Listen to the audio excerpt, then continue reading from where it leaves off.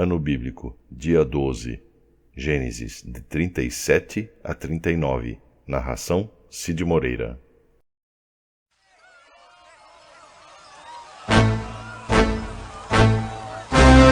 Capítulo 37.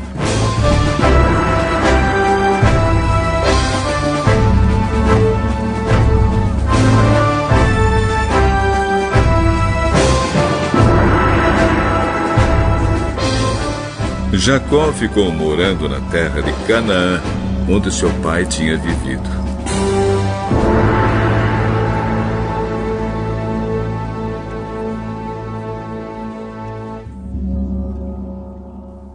Esta é a história da família de Jacó.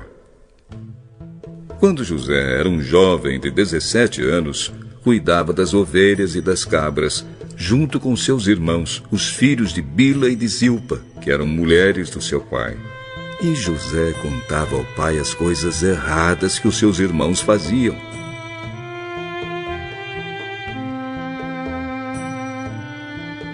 Jacó já era velho quando José nasceu, e por isso ele o amava mais do que a todos os seus outros filhos.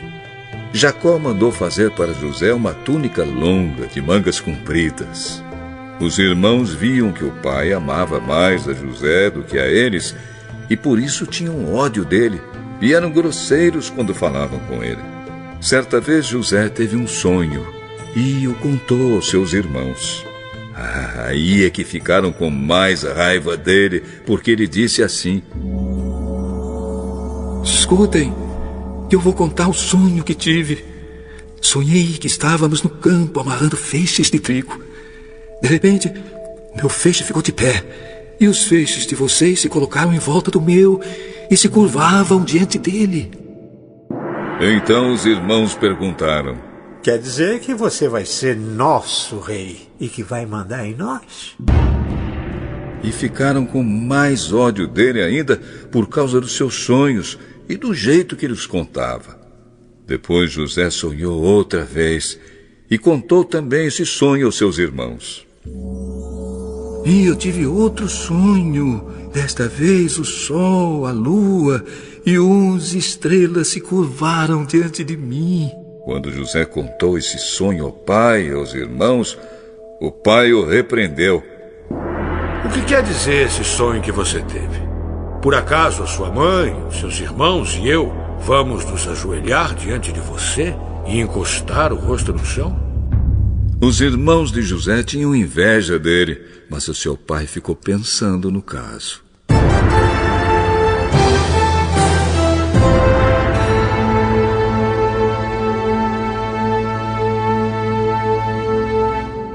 Um dia os irmãos de José levaram as ovelhas e as cabras do seu pai até os pastos que ficavam perto da cidade de Siquém. Então Jacó disse a José: "Venha cá. Vou mandar você até Siquém, onde os seus irmãos estão cuidando das ovelhas e das cabras." "Estou pronto para ir." "Vá lá e veja se os seus irmãos e os animais vão bem e me traga notícias." Então, dali, no vale de Hebrom, Jacó mandou que José fosse até Siquém, e ele foi.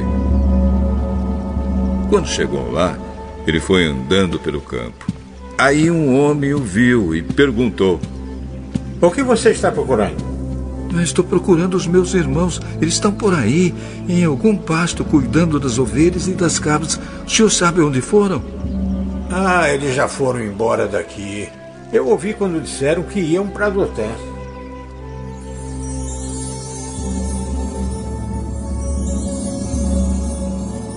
Aí José foi procurar os seus irmãos e os achou em Dotã. Eles viram José de longe, e antes que chegasse perto, começaram a fazer planos para matá-lo. Lá vem o sonhador. Venham, vamos matá-lo agora. Depois jogaremos o corpo num poço seco e diremos que um animal selvagem o devorou. Assim, veremos no que vão dar os sonhos dele." Quando Rúben ouviu isso, quis salvá-lo dos seus irmãos e disse: Não vamos matá-lo. Não derramem sangue. Vocês podem jogá-lo neste poço aqui no deserto, mas não o machuquem. Rúben disse isso porque planejava salvá-lo dos irmãos e mandá-lo de volta ao pai. Quando José chegou ao lugar onde seus irmãos estavam, eles arrancaram dele a túnica longa de mangas compridas que ele estava vestindo. Depois o pegaram e o jogaram no poço, que estava vazio e seco. E sentaram-se para comer. De repente, viram que ia passando uma caravana de ismaelitas que vinha de Gileade e ia para o Egito. Os seus camelos estavam carregados de perfumes e de especiarias.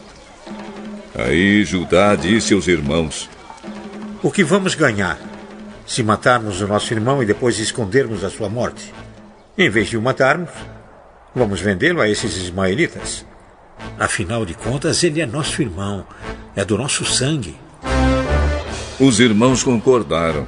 Quando alguns negociantes midianitas passaram por ali, os irmãos de José o tiraram do poço e o venderam aos ismaelitas por 20 barras de prata. E os ismaelitas levaram José para o Egito.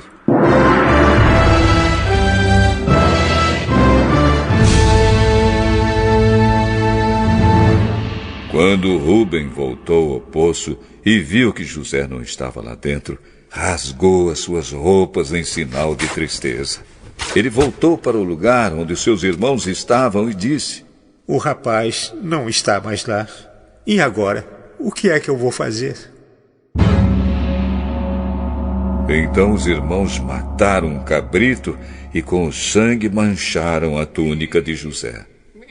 Depois levaram a túnica ao pai e disseram: Achamos isso aí.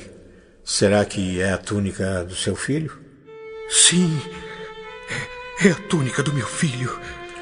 Certamente algum animal selvagem o despedaçou e devorou. Então, em sinal de tristeza, Jacó rasgou as suas roupas e vestiu roupa de luto. E durante muito tempo ficou de luto pelo seu filho. Todos os seus filhos e filhas tentaram consolá-lo, mas ele não quis ser consolado e disse: Vou ficar de luto por meu filho, até que vá me encontrar com ele no mundo dos mortos. E continuou de luto por seu filho José.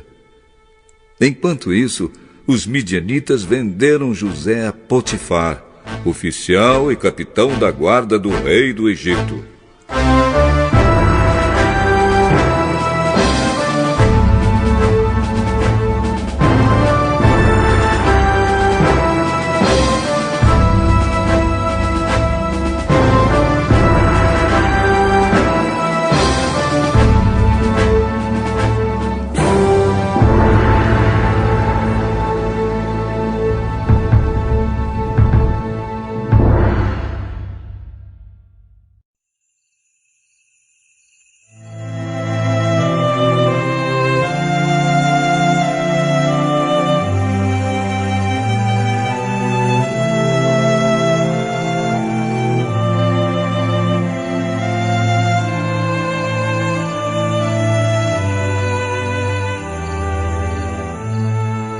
Capítulo 38. Por esse tempo, Judá se separou dos seus irmãos e foi morar na casa de um homem chamado Ira, que era da cidade de Adulã. Ali, Judá ficou conhecendo a filha de um cananeu chamado Sua. Judá casou com ela, e ela lhe deu um filho, a quem ele chamou de Ela ficou grávida outra vez e teve outro filho, a quem ela deu o nome de Onã. Depois ela teve mais um filho, em quem ela pôs o nome de Selá. Judá estava em Quezibe quando esse menino nasceu. Judá casou o seu filho mais velho, com uma mulher chamada Tamar. O Senhor Deus não gostava da vida perversa que levava. Por isso o matou. Então Judá disse a Onã: Vá e tenha relações com a viúva do seu irmão. Assim, você cumprirá o seu dever de cunhado, para que o seu irmão tenha descendentes por meio de você. Ora, Onã sabia que o filho que nascesse não seria considerado como seu. Por isso, cada vez que tinha relações com a viúva do seu irmão, ele deixava que o esperma caísse no chão, para que o seu irmão não tivesse descendentes por meio dele. O Senhor ficou desgostoso com o que Onã estava fazendo e o matou também. Então Judá disse a Tamar, a sua nora: Volte para a casa do seu pai e continue viúva, até que o meu filho Selá fique adulto. Ele disse isso porque tinha medo que Selá fosse morto, como havia acontecido com seus irmãos. Assim, Tamar foi morar na casa do pai dela.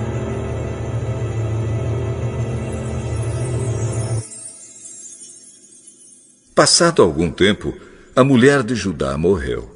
Quando acabou o luto, Judá foi até Timnate, onde estavam cortando a lã das suas ovelhas. E o seu amigo Ira de Adulã foi com ele. Alguém contou a Tamar que o sogro ia a Timnate a fim de cortar a lã das suas ovelhas. Então ela trocou de roupa, deixando de lado as suas roupas de viúva, cobriu o rosto com um véu e se disfarçou. Em seguida foi e se sentou perto da entrada da cidade de Enaim, que fica no caminho para Timnate.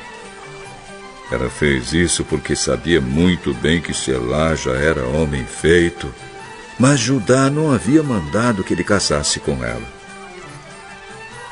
Quando Judá a viu, pensou que era uma prostituta, pois ela estava com o rosto coberto. Ele foi falar com ela na beira do caminho, sem saber que era sua nora. Você quer ir para a cama comigo? Quanto é que você me paga? Eu lhe mando um cabrito do meu rebanho. Está bem, mas deixe alguma coisa comigo como garantia de que você vai mesmo mandar o cabrito. O que você quer que eu deixe? Seu sinete com o cordão e também o bastão que você tem na mão. Então Judá entregou os objetos. Ele teve relações com ela e ela ficou grávida. Tamar voltou para casa, tirou o véu e vestiu as suas roupas de viúva. Mais tarde, Judá mandou seu amigo Ira levar o cabrito e trazer de volta os objetos que havia deixado com ela. Mas Ira não a encontrou. Ele perguntou aos homens de Enaim se sabiam onde estava a prostituta que costumava ficar na beira da estrada. Aqui não esteve nenhuma prostituta, não. Ira voltou e disse a Judá: Não encontrei a mulher. E os homens do lugar disseram que ali nunca havia estado nenhuma prostituta. Pois ela que fique com as minhas coisas. Assim, ninguém vai zombar de nós. Eu mandei o cabrito, mas você não encontrou a mulher? Passados uns 3 meses, foram dizer a Judá: A sua nora agiu como prostituta e agora está grávida. Tragam essa mulher para fora, a fim de ser queimada. Quando a estavam tirando da sua casa, ela mandou dizer ao seu sogro: Quem me engravidou foi o dono destas coisas. Examine, veja de quem são o sinete com o cordão e o bastão. Judá reconheceu as coisas e disse: Ela tem mais razão do que eu, pois prometi casá-la com o meu filho Selá, mas não cumpri a promessa. E nunca mais teve relações com ela. Na hora de Tamar dar à luz, descobriram que ia ter gêmeos. Quando ela estava no trabalho de parto, um dos gêmeos pôs uma das mãos para fora. A parteira pegou uma fita vermelha e amarrou na mão dele e disse: Este saiu primeiro. Mas ele puxou a mão e o irmão gêmeo nasceu primeiro. Então a parteira disse: como você abriu o caminho. E puseram nele o nome de Pérez. Depois nasceu o outro, o que estava com a fita vermelha amarrada na mão. E ele recebeu o nome de Zera.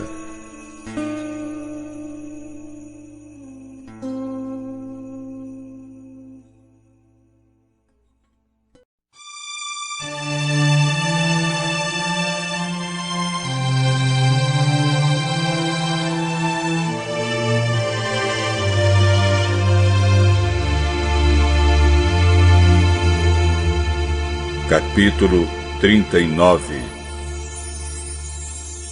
José foi levado para o Egito, onde os ismaelitas o venderam a um egípcio chamado Potifar, um oficial que era o capitão da guarda do palácio. O Senhor Deus estava com José. Ele morava na casa do seu dono e ia muito bem em tudo. O dono de José viu que o Senhor estava com ele e o abençoava em tudo o que fazia.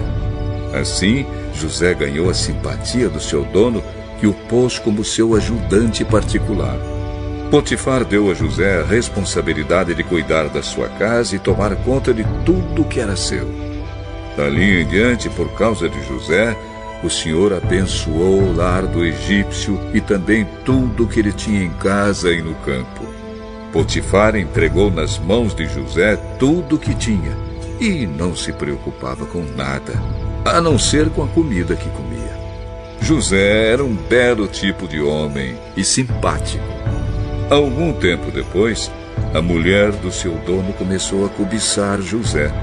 Um dia ela disse: venha, vamos pra cama. Escute, o meu dono não precisa se preocupar com nada nesta casa, pois eu estou aqui. Ele me pôs como responsável por tudo que tem. Nesta casa eu mando tanto quanto ele. Aqui eu posso ter o que quiser, menos a senhora, pois é mulher dele. Sendo assim, como poderia eu fazer uma coisa tão imoral e pecar contra Deus? Todos os dias ela insistia que ele fosse para a cama com ela, mas José não concordava e também evitava estar perto dela.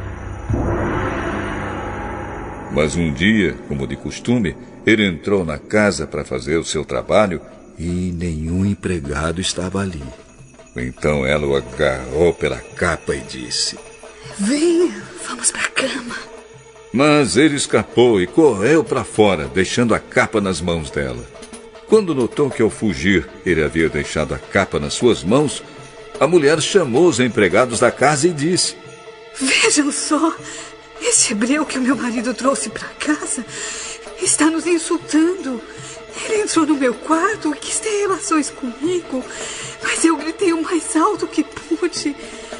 Logo que comecei a gritar bem alto, ele fugiu, deixando a sua capa no meu quarto. Ela guardou a capa até que o dono de José voltou.